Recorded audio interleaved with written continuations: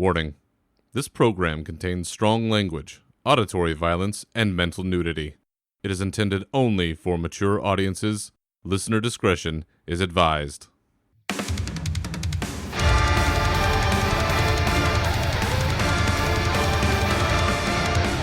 Welcome to your uncensored home for all things Warcraft.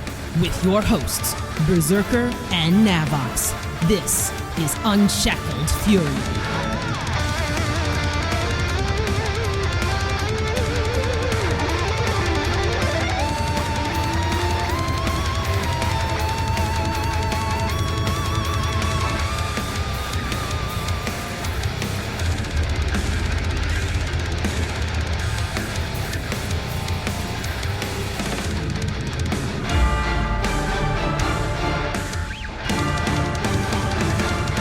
A heat wave is in full effect. We're still in lockdown, but like the phoenix, we will rise from the embers to bring the latest and greatest with our beloved MMORPG.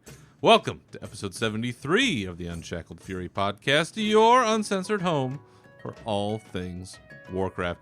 I'm your host, Berserker, with my Yeti at the ready as I am fucking sweaty.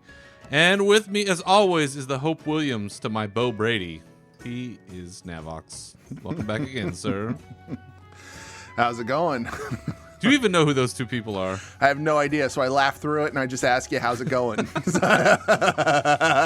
You don't watch Days of Our Lives, do you? No, I don't. No. Bo and Hope, the greatest power couple in soap opera history? No, the greatest soap opera in history to me is like Star Trek: The Next Generation. Or the World Wrestling Federation in the 80s and 90s. There we go. Yeah.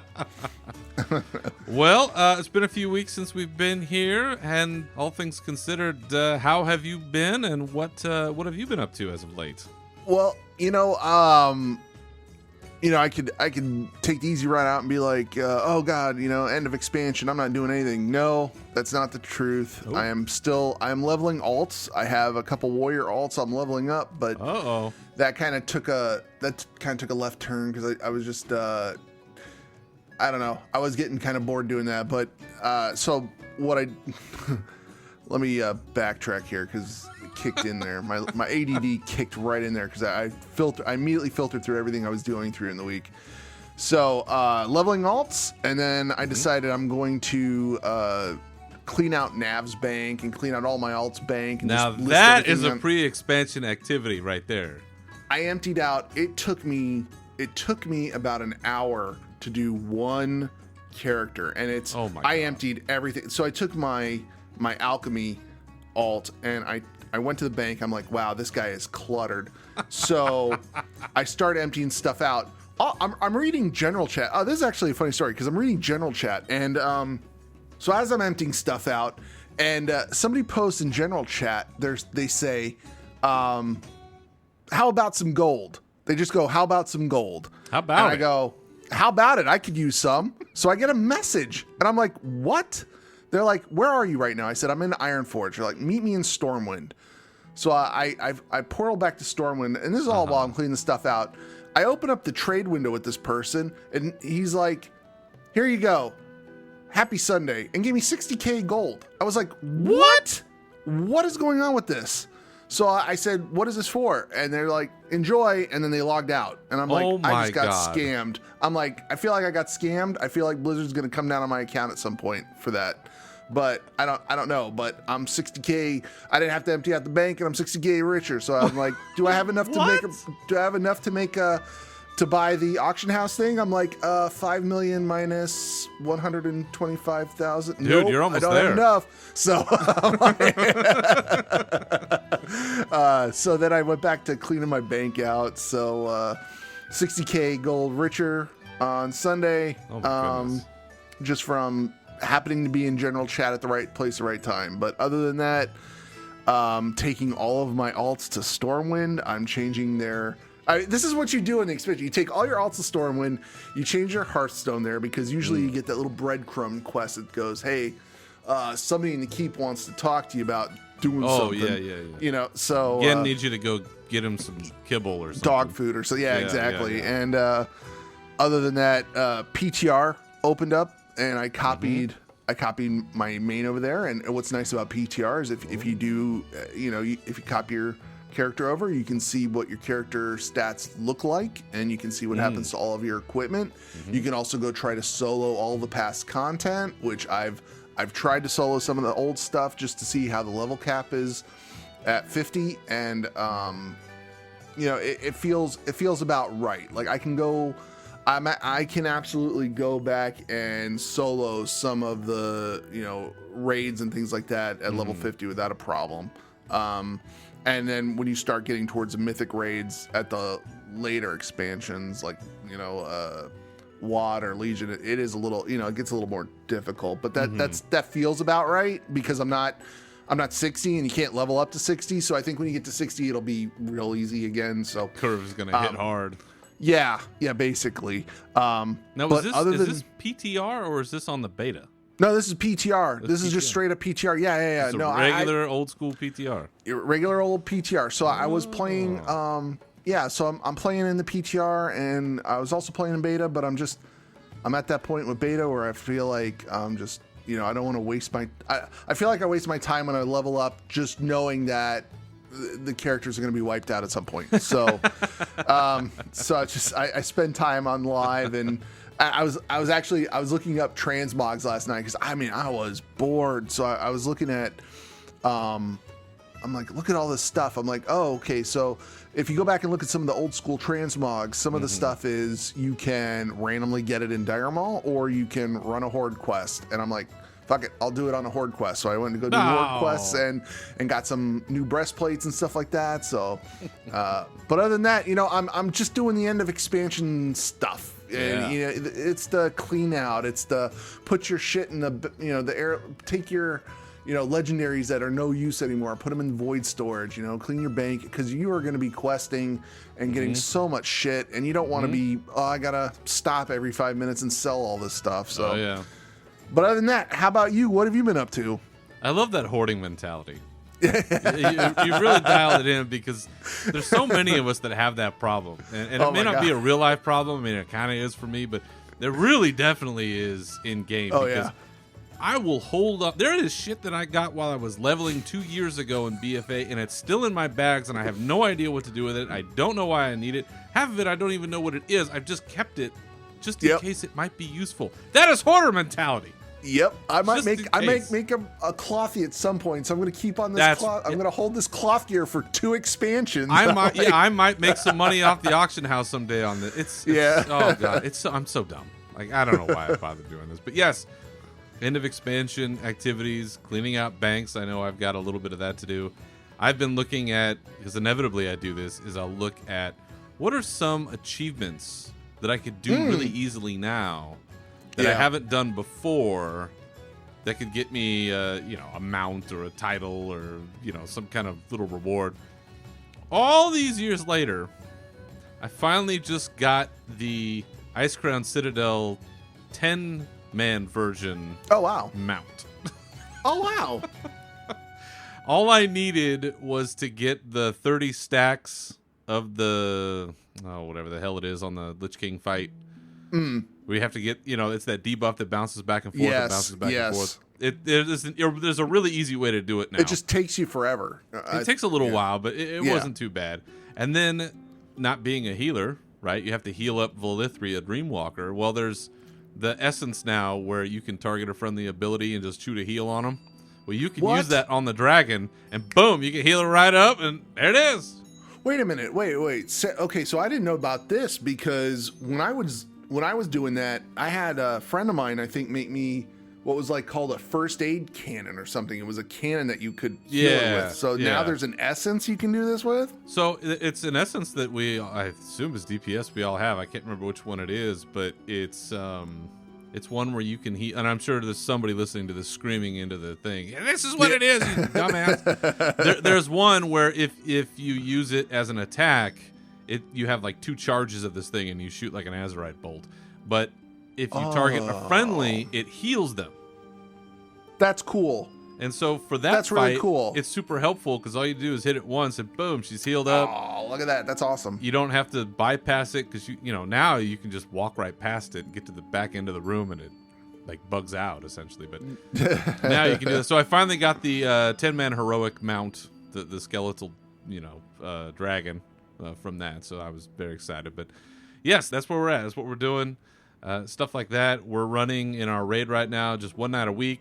Raid teams back together doing achieves. Nice. Doing the Nyalotha achievements and, just taking whoever wants to come with us. We're banging away. It took us all night to get one last week, and I'm sure there's going to be a few of those coming up. But, this is what we do now. Everybody's pretty much overgeared. It's more about trying to execute than survive, so to speak. So that makes it pretty fun. And then recently, and I think that this is going to come out probably this coming week, so it might coincide with about the time of this episode. I did a podcast with Whispers of War recently with Syl over there, and nice. She asked me a bunch of questions about me, which I don't know. I don't think I'm that interesting, but appreciate her having me on, and it was fun chatting with her. So we'll have to get her on here. One of these Absolutely. days. I'm looking forward to listening to that. Yeah. So keep your eyes out. Whispers of War. I think it will be episode 97-ish, something like that. But that's what I've been up to, and just trying to lay low and beat the heat. And we're all staying inside, so gotta find something to do. Yeah.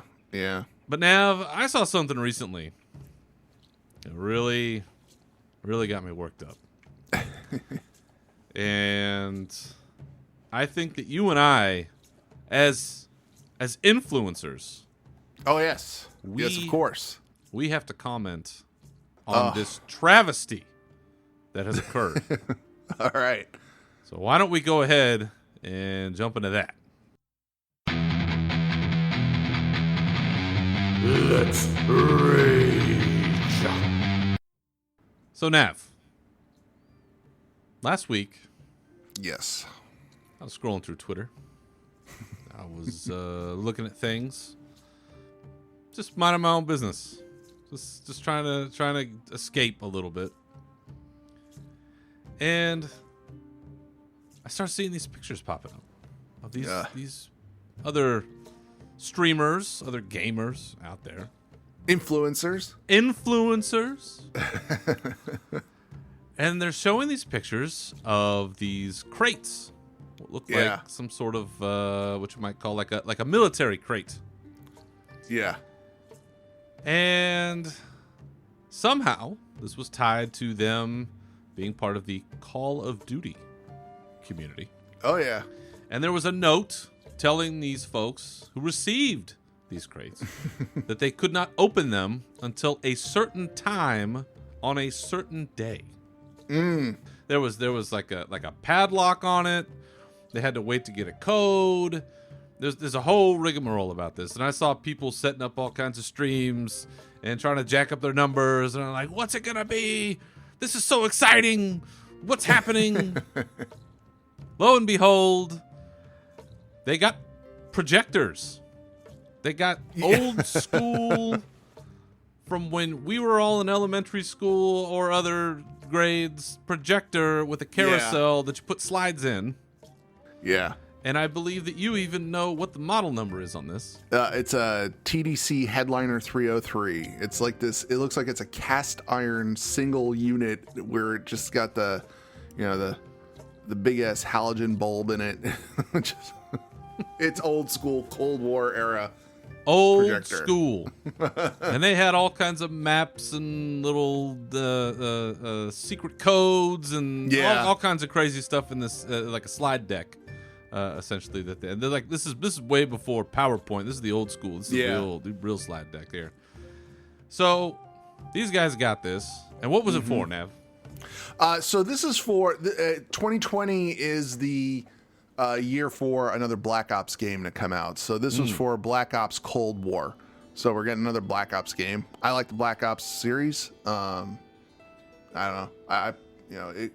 Call of Duty got a little out of hand with the space stuff. We're not going to go into a Call of Duty podcast thing here, but people just like to run and gun when you're doing some FPS stuff, and that's what Black Ops does for you. So we got a Black Ops Cold War game coming. Yeah. When is that coming? When is that out? That'll probably come out around November. Usually, So we don't know. right? But we don't know when that's coming out. No, So we don't know. no. What expansion are we waiting for right now? Shadowlands. When is that coming out? September, right? October? We don't know. We don't know. Where is our special pre-expansion gift, Oh, Navox? Okay. As all right. members of the Activision Blizzard influencer community, specifically to the World of Warcraft, where is our crate of Shadowlands goods? Yeah, I guess we could use like blue paint or something, so we could paint ourselves like the Kyrian. Where are my angel wings? Yeah. Where's angel my wings. crate full of angel tears to power my cooling system in my PC? Where is my shattered helm? This is absurd. Oh, that would have been a good one too. Yeah. This is absurd, Navox. As There you go. proud members of the Amstel Light table in the Club of Blizzard Influencers, I demand that we get something special sent to our homes immediately. Yeah, there you go. How these Call of Duty people can get fancy projectors from the past. I think they're like $70 a piece, those projectors now. And we're just getting the finger. This is terrible. This is an outrage. They need to get on this. COVID be damned. Absolutely. What do you think we should get in a crate? Oh man.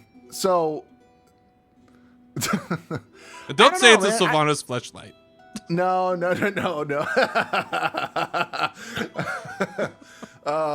That's funny. I liked your idea of the helm. Maybe a little shard of the helm or something like that. I would totally go with a Guildbank loot crate. I love the little chest. I would love a little chest that you normally want a little get old chest? school. A little chest, an old school WoW. Like when you're going through and you're Yes. you loot stuff. I like the old wooden crate. So maybe they could give us like a wooden crate with a candle, because take candle. That's right. And That's why they've been stockpiling them all these years. a Hogger plushie, and maybe I don't know, just Something. not a projector, just something. Something. It's ridiculous. It's ridiculous. Find us into the club and don't give us free shit. Isn't this what's supposed to happen? That's right. We talk about the show and they give us free shit. That's how I it bet works. Bajira's getting custom made bumper plates. From Rogue. That's right. Yeah. It's probably got Ice Crown on both sides. Yeah. It's ridiculous. Garrosh Hellscream Kettlebell. Yeah. There- Dear God. You're going to give Asmongold a curly fry holder that's got Garrosh's face on it. There you go. Sponsored by Wendy's. See? See? We're missing out, man. We're missing out. Well, we still have some time left. Yeah. They can make it up to us. That's right. This is proud Blizzard influencers. If they don't keep us happy, you know what's going to happen. We'll just keep doing the show, and that's just how it'll go. That's right. We'll keep our subscriptions open, and we're still going to keep playing the game. 'Cause- That's right. Maybe I'm onto something there. All right, sir. Well, while we wait for that one to come to fruition, we've got some beta news to talk about. And Yes. some recent financial news about our favorite developers. So let's jump into our news.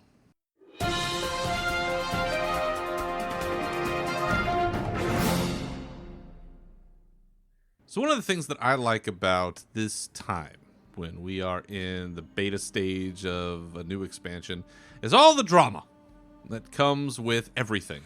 Of course. There's nothing that can't have an opinion tied to it that we and everyone else can't have some take about how something is so great or so terrible, mostly so terrible. And right now, we have no shortage of these things. So let's jump into a few of them. The first being heirlooms. Heirlooms. Heirlooms are getting a rework. With Shadowlands, as we've talked about a number of times, and as I'm super excited about, and I think most people are pretty excited about, they are making a concerted effort to cut the leveling time down significantly. Yeah. By they their are. own admission, it takes about 100 hours to get somebody up to max level. That's ridiculous. 100 hours? I can't even find 5 hours. I know. 100 hours. It's crazy. Yeah. So, for us, lately we've had XP bonus. That's been helpful to people like me who are like, Yeah. you know what? I couple that with some rested bonus and boom, I'm leveling like a motherfucker. Right. That's great. Right. But that will go away.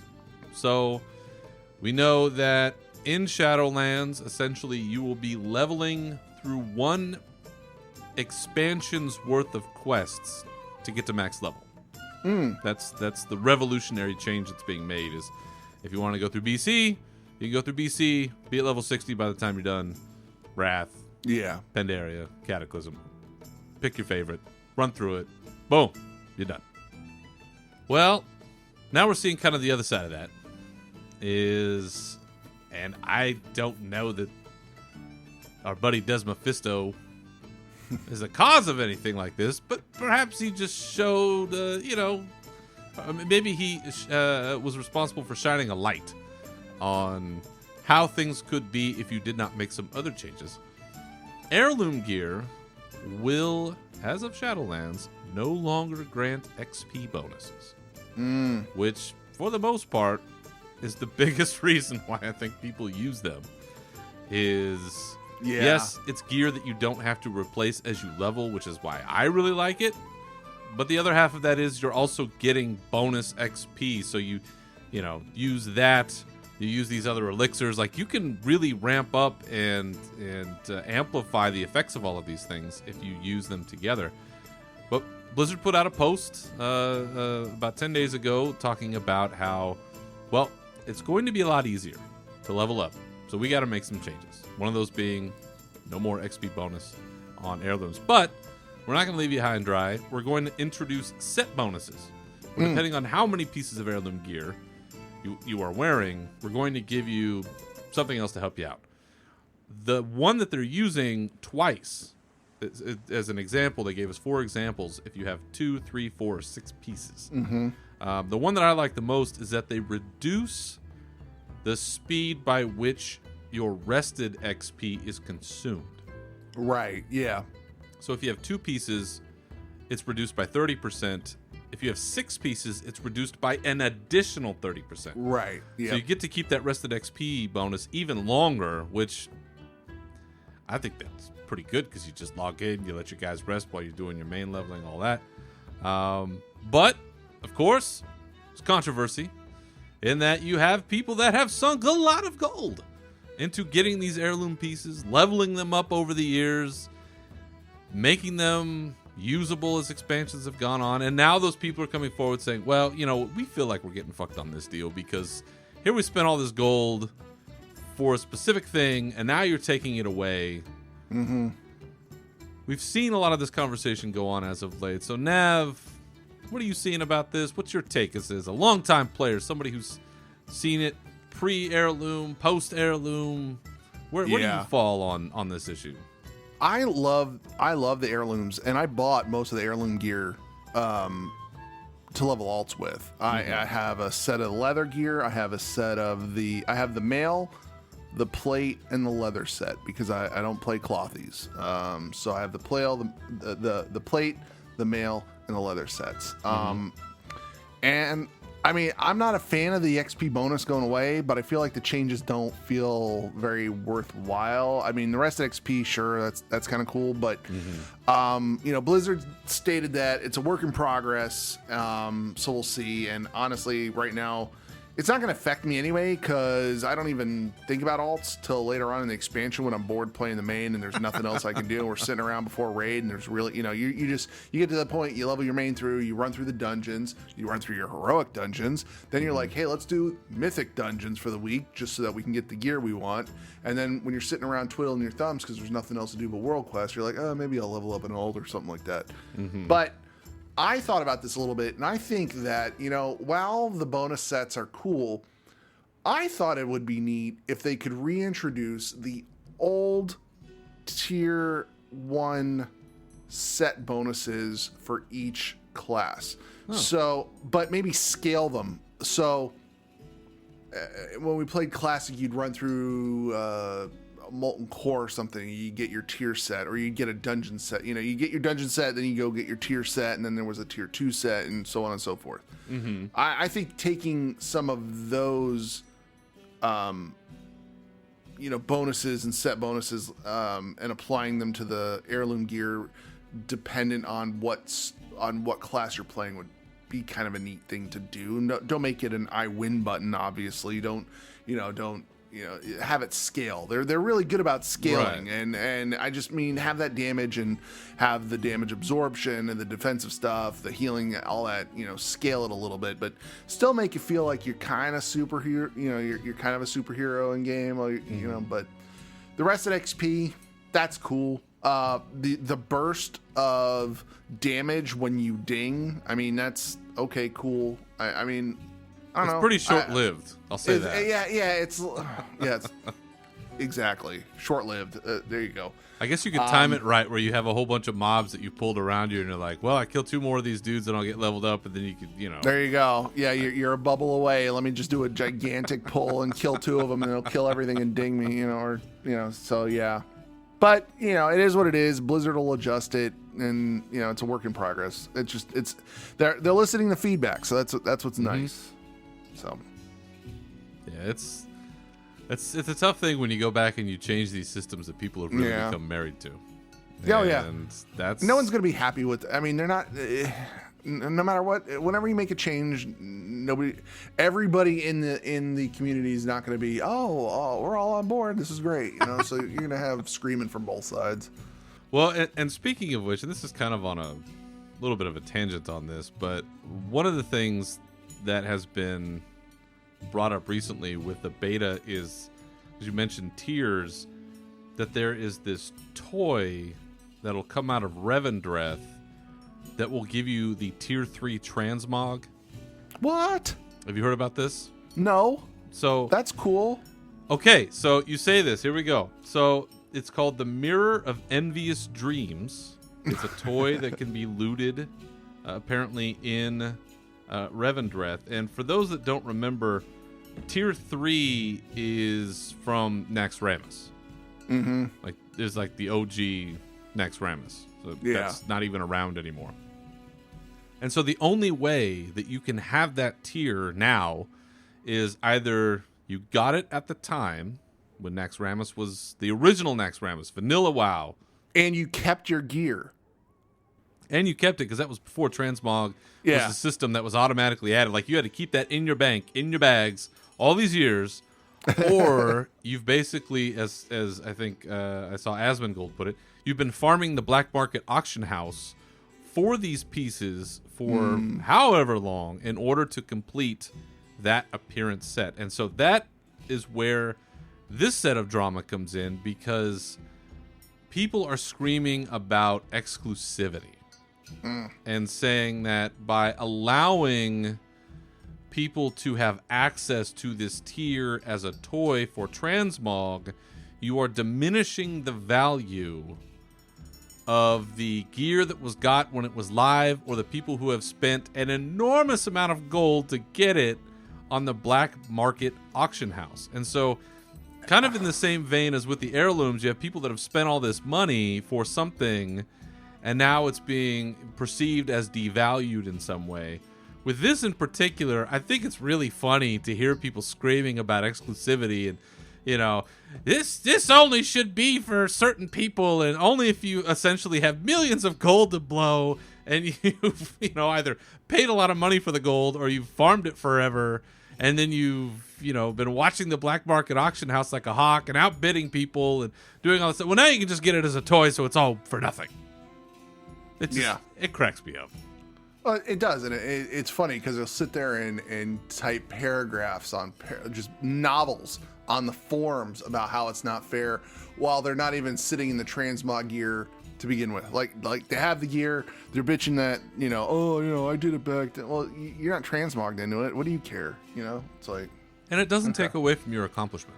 Yeah. Okay. You still did it. You still have the original gear. And think about it this way: it's a toy from an expansion, right? People will play through it. Sure, a lot of people will get this toy. They're not going to transmog into it forever. It'll become forgotten. Can you just imagine? Eventually. Like, that's their highlight of communication. Like you meet somebody, right? And that they have that transmog gear. At some point, it's going to get tired of listening to that person bring that conversation up all the time. Like, you're out and about, like, hanging out. Hey, the new raid's cool. Hey, remember that time I got the next Rammus transmog? I got it originally. Like, dude, I don't know. I'm going off on it. No, but that's what it is. That's what it is. It is. I think that this is where you and I think this is where you and I kind of separate ourselves from other folks, which is that I think that kind of exclusivity is ridiculous. Yes, I agree. To hang your hat on, well, I did this thing, so nobody else should ever get a chance at it. It's just your ego is too big. And as somebody with a big ego, I'm saying that is you are putting too much value into that I guess you think that people think something about you because you have said piece of gear. Like, okay, like, cool. Yeah. I remember when I saw a guy that had the original corrupted Ashbringer. I've only ever seen it once. That was pretty cool. Like, wow, that's amazing. You got that thing. Am I bummed that I can never get a chance at that because I didn't play that at the time? Yeah, it's a bummer. But I don't see this person being followed around by a parade going, whoa, he's got it. It's like, wow, that's cool. Good for you. Yeah. You got to play at that time. It's a bummer that I can't feel anything related to that because it was taken out of the game. And right. I'll never get a chance to try to earn that myself. I mean, I don't have a problem if there's a way for you to earn these things back, or if you take away those avenues to give or provide other opportunities for that. I don't see why that's a problem. I really don't. Like, that doesn't take away from what you've done. It doesn't. And people that are like, well, it's exclusivity of mounts. Like, you should only ever be able to do this one thing this one way at this one time, and there can never ever be anything else. It's just it's a kind of anxiety that I can't understand. I can't. It's just, congratulations, you got that gear. Big whoop. Yep. Like, it's there's pixels in a game, bro. You can't take it with you. No. It's not even yours. It is not even yours. No, it's just the level of anger about it. It's just, it cracks me up because it's like, man, you guys. Like, if you did it the original time, good for you. If other people have a way of getting a knockoff version now, who cares? Right. Who cares? Like, let them enjoy it for a hot minute and then be done with it. Anyway. That little tangent there, but I've seen that popping up this week, and it just, it's the usual corners complaining about exclusivity and prestige. If you have a certain look, you're more prestigious than other players. Like, okay, all right, you're more prestigious. Good for you. What does that get you? Maybe it gets you the Call of Duty crate. I don't know. So, Heirlooms have had those changes. And we'll see as the beta goes on. I encourage people, again, like always, jump in if you can, check them out, and jump on the forums and say, hey, when I'm leveling, I think this would be helpful.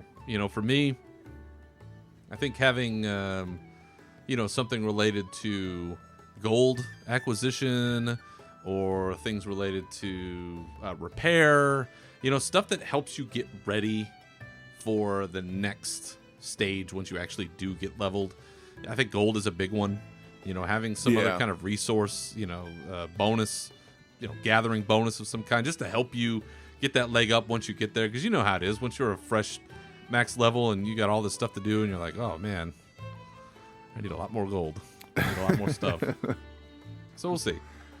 Another change that we've seen, and this was one I think that was universally loved, unlike some of these other ones, Oh yeah. is they are changing the way in the beta that conduits are going to work. Yeah. So we've talked about this before, is that in Shadowlands, you're going to be introduced to this soulbind system where you are going to meet these characters that are part of your covenant, and you will bind yourself to them, and they'll have, little things that they have that help you out. But part of that is a sort of talent tree system tied to each one of these characters, with these soulbind characters. And for some of us that have been around, I think it looks a lot like the old school talent trees that we used to have. Yes. Back when, where you kind of have one and then it branches off into the next. The artifacts were kind of the same way too, where you started off with one, Right. you filled it up, you went to the next one, that kind of stuff. Well, with conduits, it looks like what you're going to do is this system will have like these little coin-looking things, and you'll be able to slot them into these talent traits, essentially in the window of whatever your soulbind is. Originally, they talked about having those be essentially destructible. So you would have to farm for these conduits that you would place into that talent tree system, and if you replace them, they'd be destroyed. Yeah. And so people, and I think rightly so, were kind of upset by that, going, man, I'm going to have to farm these things up like crazy, and does that mean I have to do, dungeons, Mythic Plus, PvP, daily quests, professions? Like, where's all this stuff going to come from? Well, now they've announced that they're going to be shifting over to a system that is not destructible, and it's going to work more like the essences that we've been using with our Heart of Azeroth. So, taking a look at kind of the previews that they've given on these posts, what's your take on this, Nav? How do you feel about this change? Do you think that this is something that's going to work a little bit better for Shadowlands? Well, I do, but there's a caveat to that. There's, Blizzard, first of all, again, Blizzard listening to feedback, players were pissed off about it. So Blizzard listened to the feedback, and I said, I'm glad Blizzard changed their design and went back to an Essen type system. I like how now they'll be saved on a per specialization basis and will automatically change whenever you change specializations, which is cool. People are still going to complain about the option to swap because they have it now so that you can swap once a week. I kind of understand why, because how boring is it going to be if each raid you're on, the next boss, somebody's like, hold on, be right back, gotta go reconduit. But on the flip side, I understand where the non-hybrid classes are coming from, where if they select a conduit because it appears that, this is something cool, like I want to do, this looks cool, so I'm going to choose this. And then you realize later on it's not working out so well with your build, and then you're stuck with it for a week. Now, I mean, let's be real. There's going to be an optimal path. People are going to farm the optimal path. People are going to theory craft, and most of us will follow that suggested path. Like, hey, what's optimal? All right, cool. We're going to go with that. Yep. In the end, all of this does not. I don't think it matters all that much. But I am of the I'm of the player base that I'm going to log in, and I'm probably going to pick the Kyrian, and I'm probably going to pick whatever conduit system goes good with whatever I decide towards Kyrian, and that'll be it. Whatever our buddy Pelagos is doing. Exactly. I'm not going to go and play with this every single week unless it's absolutely, like, if it's bogging me down to the point where it's like, well, your DPS is holding steady right above the tanks. It's like, okay, I'll reevaluate my life at that point and figure out what I need to do with the conduit system and stuff like that. But it's I know there are people out there that are, the mythic raiders, the ones that want to go out there and kill stuff immediately day one when it comes out, and we got to be optimal at everything. So I can't wait for this next World First race. Oh God. No method. It's Please. gonna be wild. It'll be, what's method back? Deatham. You know, Dotham. You're right.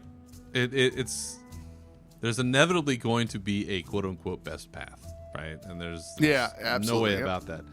One of the things that I like about this change that is going to kind of be better, but also feed into what you're talking about, is that these conduits can also be upgraded. So there's ranks of them. Yeah. And imagine before where maybe you get a rank 1, maybe you get a rank 2, and like it's total random, right? Like that kind of RNG will drive people crazy. It's Oh, like, yeah. I had a rank 4, but I have to destroy it because I need this for this thing, and then now I only have a rank 1 in my bank. Well, fuck. You know, Yep. that could be really shitty. But then the other side of that is, while it's nice that once you get an upgraded rank, you keep that. So let's say you got a rank 2 from somewhere. Now it will always be rank 2. You don't have to worry about going back down. You know those people are just going to grind like shit to Oh, yeah. get whatever that next rank is, those higher ranks. And they've talked about how, you know, for these systems, there's going to be a variety of ways to accrue them. And, you know, right now with us being in beta, you never know how it's going to shake out in the end. You know, it's hard to say, you know, this is definite. But I really weep for those people that are going to have to grind and grind and grind to get those upgraded yeah. ranks, if you can get them. Now, it may be that they unlock after a certain point. You know, you're repping with your covenant, and they can only get so much rep per week, and so there's gated to some degree. But if there's stuff that's not gated, you know, they're just going to grind them into the dust to get those things. Oh yeah. So, Yeah. a welcome change. It all depends on how the execution comes out for some of these folks. But I think for the average player, this is really nice. Mm-hmm. And Oh, absolutely. Give you a chance to kind of play around with some stuff. And, you know, you get new conduit. You're like, ooh, excited, Yeah. shiny thing. Check it out. So on the heels of that portion of the discussion, talking about change, meaningful change, Oh man. it seems that there is no amount of drama that cannot be had about these covenants and Yep. switching covenants. Yep. And I know I've heard from people close to me, other people out in the community, certainly. This conversation just will not die Nope. in terms of I should be able to, it should be meaningful. Like, for instance, I fall on the I think it should be a meaningful choice side of the equation. I think that, and I could be totally wrong, I think that the design intent is that you have these 4 different options. You're going to play through each of them as you level. And through the course of doing that, you're going to find one of them that really vibes with you. And you're like, Yep. I like this aesthetic. I like these characters. I like the storyline. I want to see more of that. So I'm going to align myself with this one, and I'm going to carry forward through this story with this specific house, essentially. Of course, we have people that are min-maxing this all to death. Well, this one gives more crit. This one gives more mastery. I need this one for this. I need this one for this. I need to be able to change, blah, blah, blah. Blizzard originally had told us, when this all went down, it will be difficult to change your covenants. Like, it will be a meaningful change. We want it to Right. be a meaningful change. It seems that what has happened is that they have, at least preliminarily, eased the ability to change covenants if you're going from one to another, but it's going to be more difficult to go back to one that you dropped. Right. So when I look at this, I like this change because I think that it gives you the opportunity to correct an error if you feel you made one. Right? If that's the vein that you're going in, is I picked Kyrian, but it really isn't fitting my fantasy. I want to go, hang out with the vampires. That's more where I'm heading these days. I want to make that change. Okay, cool. You can make that change. It's not going to be too arduous. But going back and trying to prevent people, or at least discourage people from doing the flip-flopping, I don't have a problem with that. I don't think they should give in. I think it should be a meaningful choice. I know that's not a popular opinion these days, but I like that they're trying to make these things matter. Like, it should matter. And credit to Slick Rock for this idea, our friend and listener. He posited the idea that you should get rewards for being with your covenant for longer periods of time. So if you sustain your place with them, that you should get more reward. I think that's a great idea. I do too. I think that's a really good idea. Yep. So with this change, what are your thoughts on this change? Do you think that this is a good kind of medium ground? Do you think they shouldn't do anything? Do you think they should do more? No, I think they're trying to find a happy medium here. You know, the game's about making choices, you know, and if there's no, it's a game. You're playing a game. You make choices in the game. You got to live with those choices. You know, again, there's always going to be an optimal thing for a raid, but I have faith in the developers going, well, we're going to design this raid, but we're not going to design it towards a specific covenant that everybody has to be part of. Mm-hmm. Would it have been nice if the abilities were the same across the board? Sure, that's boring. Well, what good is that? Like, do you just want to make it? I mean, right.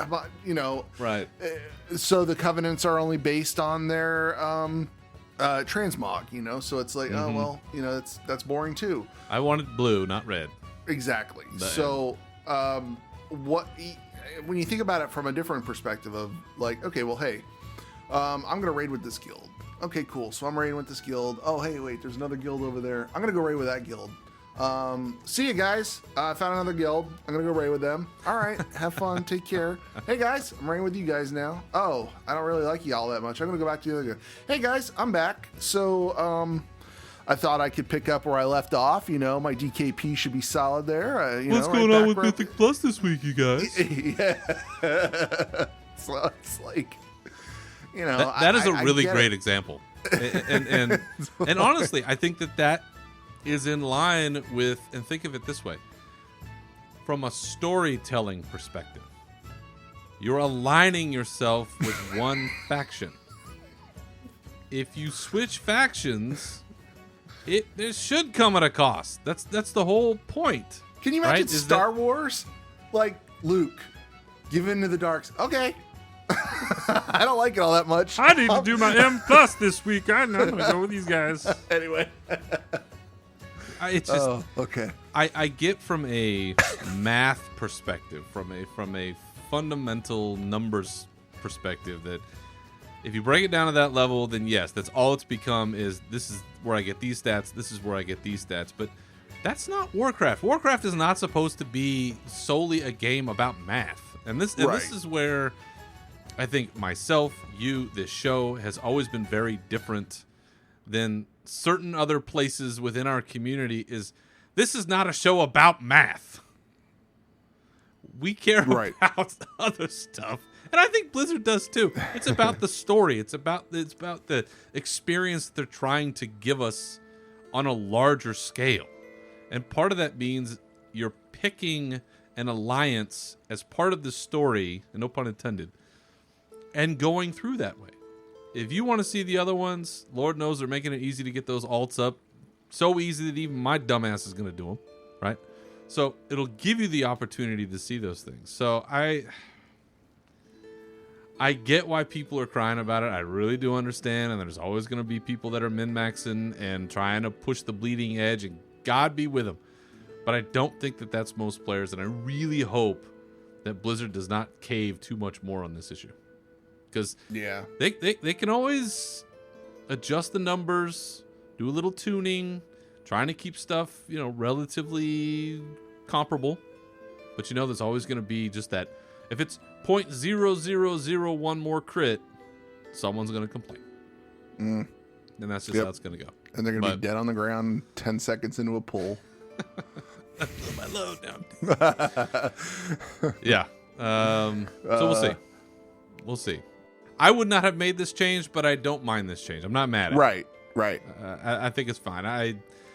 You know, when I talked to Syl over at Whispers of War, one of the questions and one of the things we talked about was a choice of Covenant coming up. And I'll say the same thing here that I said there, is that for me, honestly, yes, I'm leaning towards Kyrian, but I have to see the story. Like, I still have to play through it before I make a decision. And it's hard not to be kind of pre-exposed to all this stuff with everything that we see with data mining and the stories that we see and the previews and everything. But, you know, for me, at the end of the day, I still have to see the story before I make my decision. And it's sure as shit not going to be based on who's got more crit. Right. And right out of beta, I mean, you're hit with the Kyrian first thing. Spoilers. Oops. You know, you're hit with that storyline first. So, you know, that's what you are hit with first is the Kyrian storyline. And then, and then, you know, you move on and you'll level through all the other ones. Yeah. And the way I feel is I already immediately feel closer to the Kyrians because one, it kind of feels more, I don't know, light-sided stuff with the warriors and the paladin. I don't know. To me, it just pulls in that direction. Whereas one, I've said it before, the Venthyr, okay, cool. The vampire, I can't stand vampire storylines. I just can't. I cannot stand them. So I'm just like me aligning with the Venthyr is just like. You're not a big Twilight guy? No, I don't care if they've got some cool execute or something like that. I'll play through it on another tune. Maybe my Death Knight, you know, who's a Night Elf will go with that group. I don't know, but there you go. The Night Fae look cool. I will say that the Night Fae look cool, and if I was playing a Night Elf warrior, I might consider doing that. Yeah. But then you've got the Necro Lords or the Necrosis or whatever it is. I'm not even. You don't want to build a baby A-bomb? Yeah, no, I'm good with not doing any of that stuff. But yeah, so, but you know, it's good. They're letting people change and. But I do kind of, I like the idea that Slick had with, you know, where's, it's almost like, it's just like having car insurance. There is no loyalty program there. You're just, That's right. Loyalty discount, goddammit. I'm bundling my home and auto with the Kyrian. I need some kind of bonus for that. That's right. Yeah. Yeah. See, this is how we roll, folks. Yeah.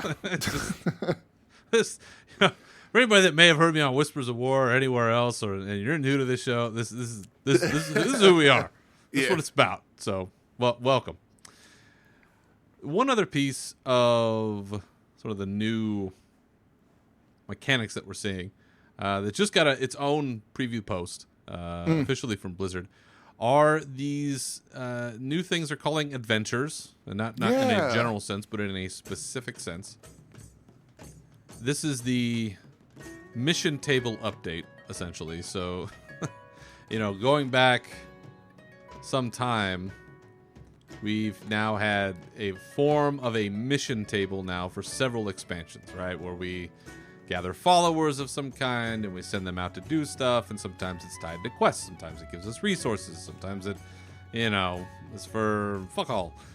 We've been doing it now for a while, and the newer version of it they're calling adventures. And the way that it's going to work now is that we're still going to be gathering followers. What they describe is that each covenant will have 15 of its own unique followers, they're calling them allies. That'll include the soulbinds that we talked about earlier.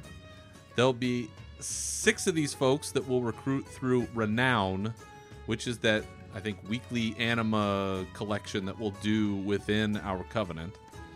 There'll be 6 that can be rescued from Torghast, and then there will be others that we can recruit from various places. So potentially you could have 19 total allies to work through this mission table.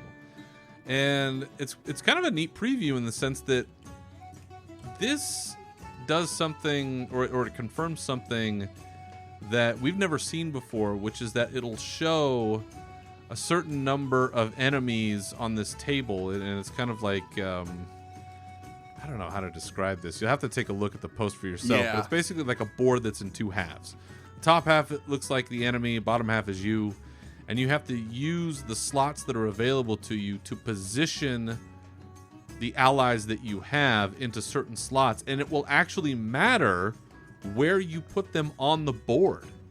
Yeah. So it's not like where the old missions where you could just, you know, here are the 3 people that counter the stuff in this mission and, you know, whatever, I just throw them up and I have a, you know, 100% chance or 200% chance or whatever to defeat this. This now will actually make you think about where on the board am I putting these allies in order to overcome whatever this challenge is? And then from there, it essentially plays out turn by turn. Yep. And you'll be able to do it on the app. And you'll be able to do it on the toilet. But it actually does remind me of like the original Dungeons and Dragons type games that we would get on the PC, where you would just set your or even Wizardry, if anybody remembers that game Wizardry, where you would I was thinking this was like old school Final Fantasy.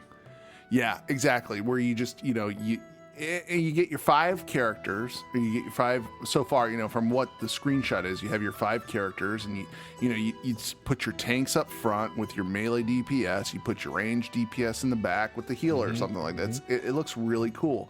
What I get a kick out of most of all, whenever I come out here and look at this thing, is I love the forum comment threats. Excited to know that precious development time was spent on this. Like, give me a fucking break. Who pissed in your Cheerios this morning? It's like, they wasted way more time on Shadow Priest. A spec they should have just deleted. Isn't possible to balance. I'm like, what the hell, people? It just goes to show people are just bored. They're waiting for the expansion. I'm looking forward to this as a way of, having. I don't do phone games. I don't have phone apps like that. So I mean, having something like you don't that, have a phone? Oh, sorry, wrong game. I'm interested to see what they're gonna do with this, because it's just gonna expand from there. And what you're gonna get some cool little transmog stuff, gold stuff like that. Cool, I'm in. Give me gear. I don't care. So they've said pets, mounts, gold, like there's a whole bunch of good stuff coming out of this. Yeah. I'm pretty jacked about that. It sounds easy. Sure. Why not? Yeah. Like it's another little thing, right? It's another little task to do. It's another little in-game activity that you can do. And frankly, if you're giving me stuff that's the equivalent to a mount, like to me, a mount is kind of like a certain threshold of prize, right? Like gold is kind of like the generic, like, okay, I got a couple gold, whatever the currency of flavor currency of the moment, anima. All right, okay, that's helpful. That's great. A pet, okay, all right, a pet.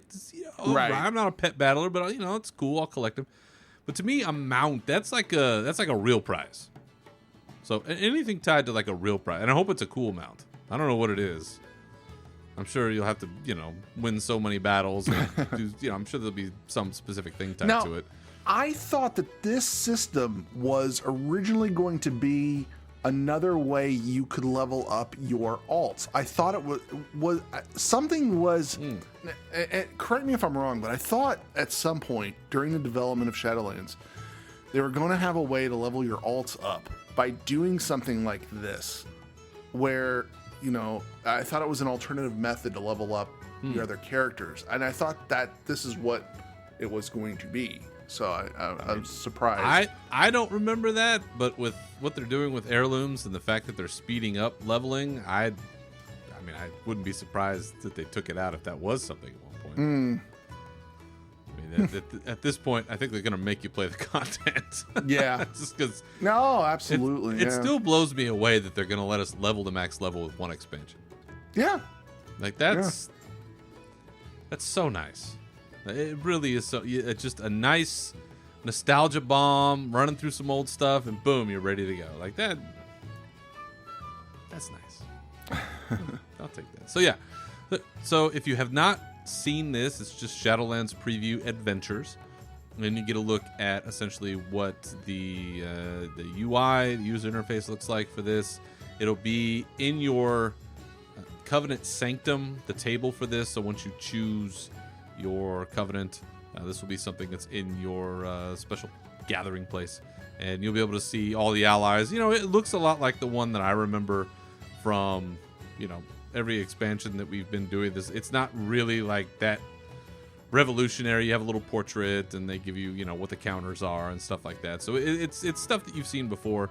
The difference being is that it looks like once you engage in the adventure, it's a turn-based system, right? So on the left-hand side, that turns into essentially a scrolling rundown of this one does this attack for so much damage, this one heals, this one does this, and so you see the turn-by-turn moves that are being made. Yep. I don't know how long these things will take. I don't think I have a sense of how long it's supposed to go, but we'll see. Yeah. We'll see. We'll check it out. The last little piece of what's on the horizon that I wanted to touch on real quick is we're now seeing the pre-patch activities showing up, and people are starting to test those out. And it's no surprise. We're getting another zombie invasion. Woohoo!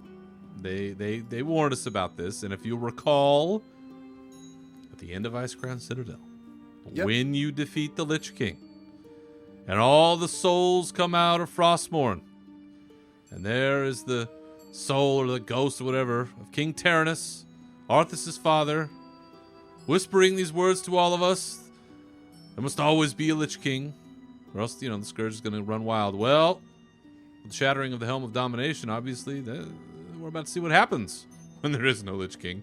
And they're going to run amok. They're going to run wild. Capital City invasions, the stuff going on in Icecrown we're going to have to check out. But Nav, for you and I, this is not the first time we've seen something like this. No. For those of us that were around in Wrath, BC going into Wrath, we had something very similar.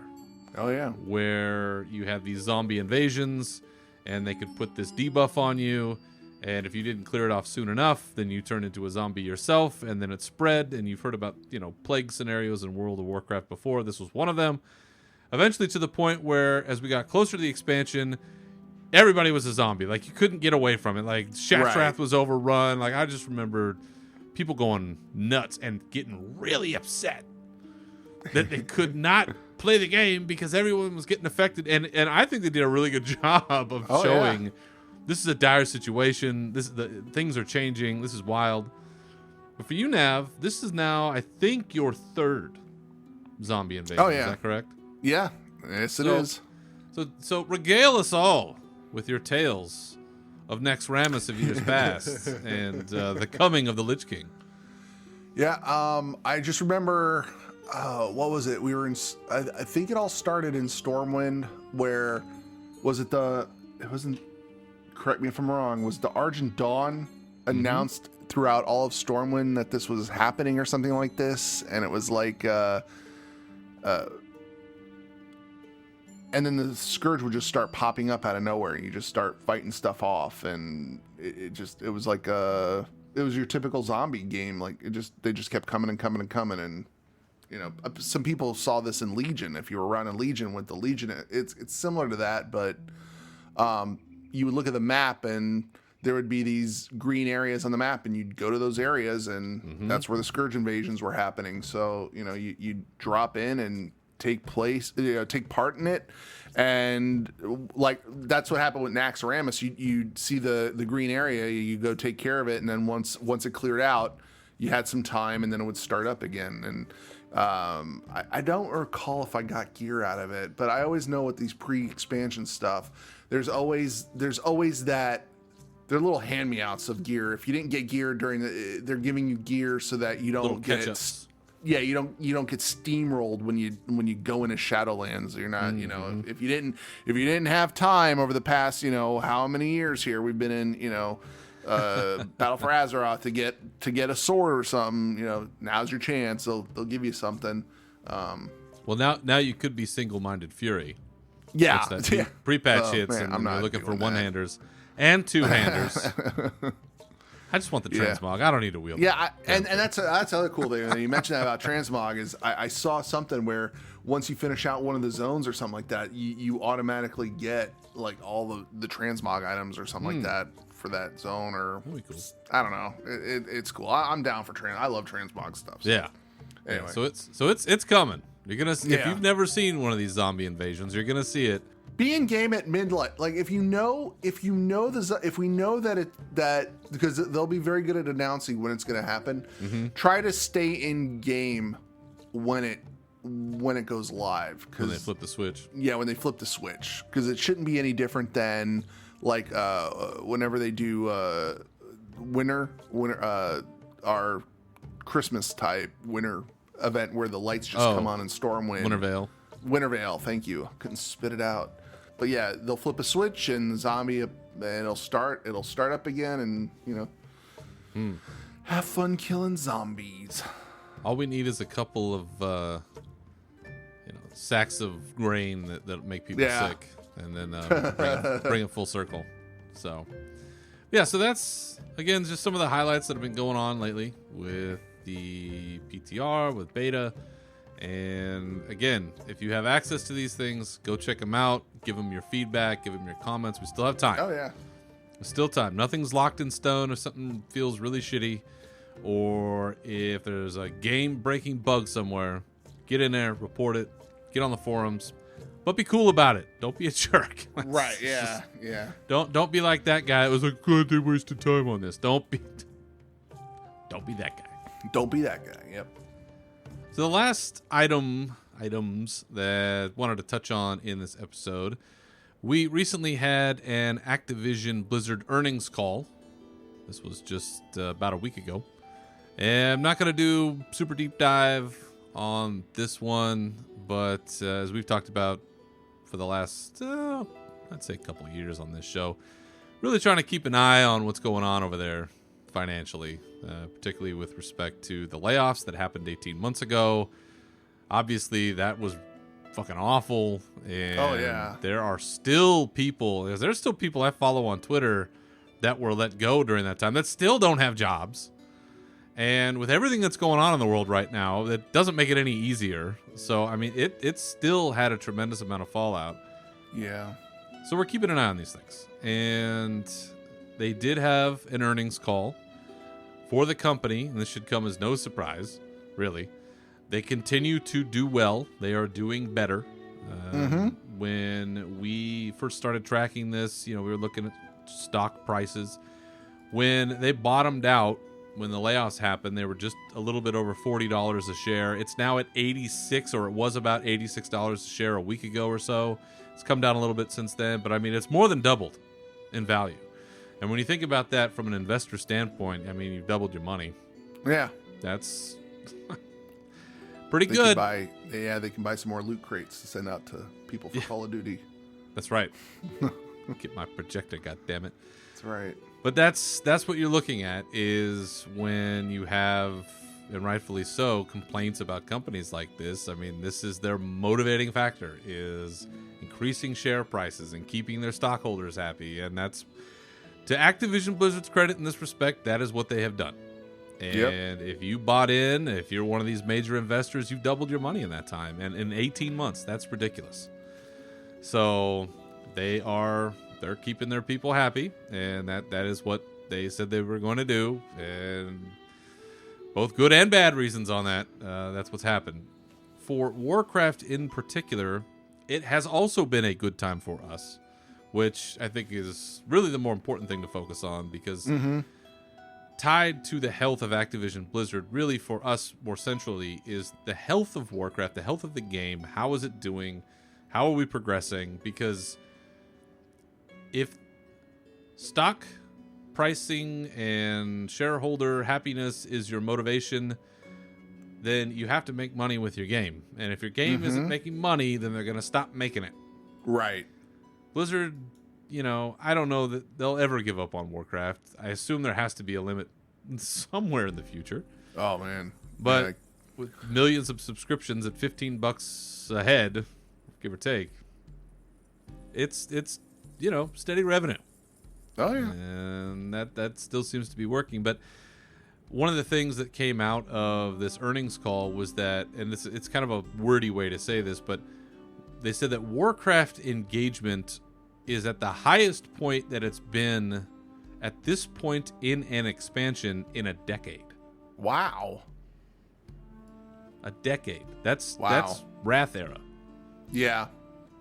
So, again, hard to know without the specific numbers and where those people are, but that's a really good sign for us. Oh, yeah, absolutely. That there's still a higher amount of engagement than there was when it was at its peak. I think when we used to get the numbers, Wrath era was like 12 million. So we're still probably looking at, 5 million, 6 million, maybe in that realm. That's good for us. It's really good for us. And they, again, didn't have numbers, but they said that the pre-sale for Shadowlands looking strong. So a lot of interest there. So that, again, good for us. With respect to how these numbers are reported, because we don't know the release date of Shadowlands yet, it's going to be hard to know when we're going to see some hard numbers in terms of how it did in terms of sales and what our subscription numbers and what our fellow player count looks like. So we may not actually see that until February, because the way that these quarterly earnings calls are broken up, their next one will be in November, which might be too early to find out how Shadowlands did. So it may not come until February. But one of those two will get a better sense of specifically how is Warcraft doing, how is the health of the game, a little more concretely. So when those numbers come in, I think we'll dive a little bit deeper into those if we can. A couple other little notes on this. They mentioned that shelter-in-place requirements have really helped with engagement, which, no shit. People are staying home. They're playing more games. Yeah. Who would have thought? So, a silver lining on that cloud, because the more people playing, that means you're keeping developers employed and people doing things. So that's a good thing. But they also mentioned that because so much is unknown about COVID-19 and how this is progressing and how everybody's doing, particularly here in America, I mean, shit's still going wild. So hard to say how that's going to impact the company in the future, but hopefully with more people home, more people playing games, more games coming out here in the very short future, it'll keep people employed. And I think that's kind of one of the big factors right now. Is let's keep people working, let's keep people doing the things that they want to do. So that's kind of the brief wrap up on that earnings call.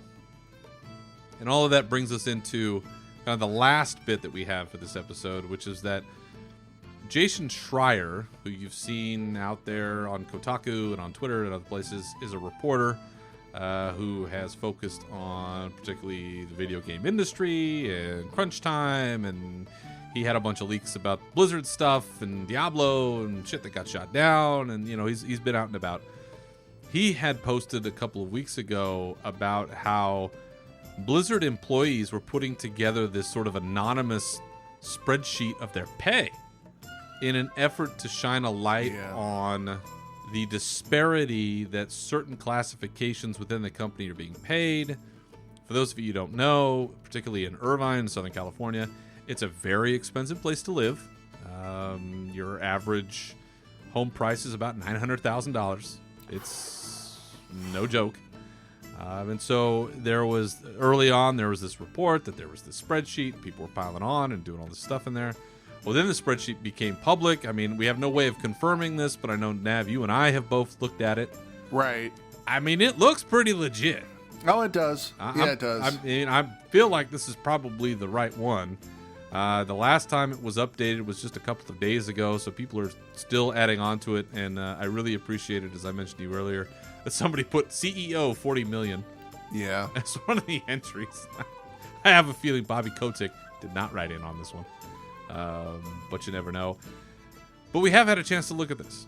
And knowing what I know, living in California, and I live in Northern California, but I do live in an area that is not as expensive as Irvine, but it is nearly comparable. So I feel like I can speak on living in an expensive part of California to some extent and what kind of salary you need to survive. But also looking at industry standards. What does that look like compared to what we've seen? Taking a look at this, it seems very clear that there are certain categories of employees that make far less, while there seems to be a certain amount of parity after a certain level in certain classifications. Like if you work as a tester of some kind, or if you work in customer service, you're not getting paid very much. No, you're not. And that, I think, is generally true everywhere. Like, I don't know anybody who answers the phones or any business and gets paid very well. Like, no. Not to excuse what Blizzard's doing. I'm just saying is that on the whole, that's kind of how that works. But when you look through this, I mean, you see a lot of people making six figures. Oh yeah. It's all development. It's all development into the game too. Like if you work on the game, then you're making some bank. But Yeah. if you're customer service testing, not so much. Yeah. So if that's where you're at, yes, you are not making a livable wage in Irvine.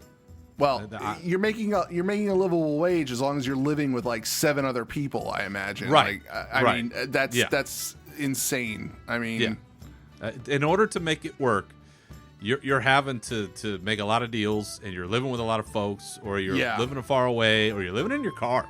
you're living in your car. You That hear is- those stories that if you're making $20 an hour living in Irvine, that is your reality. Yep. That's true. And I think that probably what this is more about those folks than it is about your, engineer or software engineer who's making $150K, Right. right? Because Blizzard could absolutely because they are in Irvine, California. That's where the headquarters is. Well, if you have this customer service staff and you're not going to pay them that much, open up another branch somewhere in a lower cost of living area and set up shop there for them. I mean, or give some sort of bring them up to speed so that they can live in the area that they want to work. I mean, it sucks, We kind of have something like that where I live too. It's like the cost of living here. We are a vacation destination tourist place, so it's and the cost of living is fairly expensive here. And it's the same market here. You have to give a boulder size grain of salt on this because we have no way of verifying Right. any No, of this. Right. This yes. is all Yes. people putting anonymous information into a spreadsheet that we have no way to verify. So this is part of a topic of conversation more than it is. They're Yes, absolutely yes. only paying these people Correct. this money. Yes, So I yes, just yes, I yes, do yes. want to make sure I throw out that caveat. But assuming that it's relatively straightforward in terms of its truthworthiness, truthiness, as Stephen Colbert, I think, Stephen Colbert, yes. once said. If you are in one of these lower paying positions, I totally can understand the frustration. Because as somebody who, we've seen inflation, we've seen different things, and the cost of living here in California has certainly gotten harder as time has gone on. But even as I came out of college and was making $35K a year at the first job that I had, you're not doing much. You're getting by. You're maybe Learning having a the roommate. ropes. Yeah. I mean, you're trying to come up and figure things out, and it is hard. It's hard. I remember struggling for money constantly, and it is an awful kind of anxiety. And for those folks now in this environment, living down there, I get it. I can understand. And when you have a company that's reaping in profits and has doubled its stock price, and you're paying your CEO crazy amounts of money, Oh my God, yeah. I mean, totally understand that frustration. Yeah. And I would be really disappointed if they didn't find a way to further address this issue with certain classifications within the company if these numbers are true, or they represent, let's say you've been there, let's say you've been a customer service rep for 5 years. You should be making more than $20 an hour. yes, absolutely, yes. If your office is in Irvine, I mean, come on. If that's the situation, that's ridiculous. And I'll just say that flat out. If this is because it is, we don't have. It's not like you said, we don't know if this is a hardcore. This is a a legit thing. We're looking at the anonymous Blizzard salary survey that was posted out there, so we have no way of verifying any of this information. Yeah.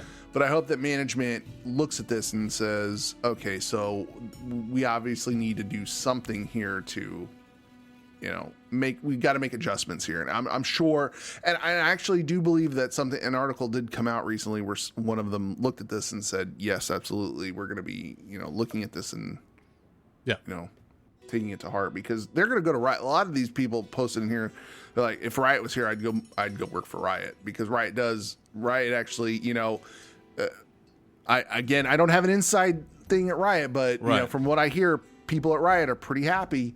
So And that's one of the other issues that they talked about is industry parity, yeah, where if you look at pay across the industry, which is a separate issue, there's how do you compare to where you live, and there's how do you compare to other people that are in the same field that you are in. Because I know that there was at least one entry I saw on this of somebody making well into the six figures that was complaining that it wasn't enough to live on, or it wasn't enough or something, and I'm like, I'm sorry. That's just not true. Like if you can't live on 160K anywhere in California, like, I'm sorry. That's ridiculous. yeah, That's yeah, that ridiculous. is- Now, if you're looking at that and saying, "Oh, I could go to Riot and make $100,000 more a year," I could see that complaint. That makes sense to me. If I'm doing the same amount of work or more for essentially the same kind of work in the same industry, but just for a different company, and I'm getting paid half as much at that level, I'd be upset too. Like, what? I am just giving away money at this point. Like, and that also Yeah. is an issue that, you know, within the industry, it would behoove them, maybe they have, maybe they haven't, is to hire these kinds of entities that can go in, look at your pay, look at industry pay, see where you are, and give you a good idea of, like, are we getting the most bang for our buck? Are we fucking our people over? right. At the end of the day, they're going to try to keep as much money for the top as they can, and that's how that goes. Yep. But this whole thing has been a really interesting insight into what this situation actually is, because you hear these stories about, you know, low pay, and you hear these stories about, you know, crazy hours, and you hear a lot of stuff about this industry now, a lot of it because of Jason Schreier. But this is the first time I think I've seen hardcore evidence to a good degree of what that actually looks like. And if you're making $180,000 a year, you're doing fine. And sorry, in my book, you're doing fine, just fine. If you're making $20 an hour, you're struggling big time. And I do think that should be addressed. So we'll see. We'll keep a tab on this. As always, we're looking out at the figures. We're seeing what Blizzard as a company is doing. And we'll certainly be keeping an eye on this too, so as things pop up. We'll talk about it here. And to all those Blizzard employees out there, if you actually listen to this show, good luck. And Yeah. hope things can turn around and get that culture back to where I think we all hope and know it should be, down there at the Happy House of Blizzard. So, all right. Well, I think that'll do it for this episode. Other than this fine program, where can the good people find you on the internet, Navox? You can find me on Twitter and Twitch. I am at NAV_OX. As for me, you can always find me on Twitter at Berserker Rage, and this show at Unshackled_Fury. Feel free to contact the show with your questions, comments, or otherwise at unshackledfuryshow@gmail.com. And you can find this show on SoundCloud, Spotify, Apple Podcasts, Stitcher, and Google Play. So once again, thank you for listening. Remember to keep your swords wet and your banners high, and we'll see you next time. Farewell.